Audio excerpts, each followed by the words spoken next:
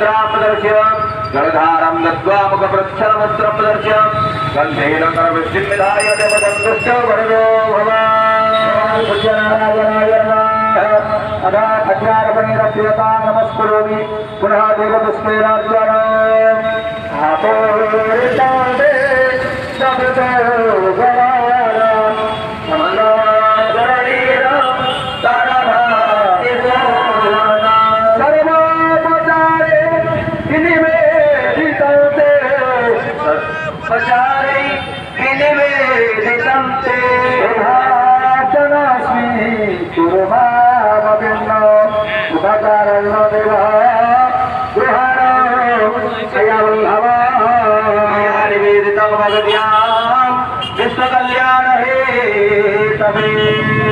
भगवान् रुद्रनारायणाय नमः अधाध्यासे अष्टपुष्पाणि पूजन् भगवानस्य अर्घ्यबन्धाय भगवान् अर्घ्यम् अवलोकयाः अर्घ्यगृहाणविरूषः गन्धपुष्पाः चितिरुताः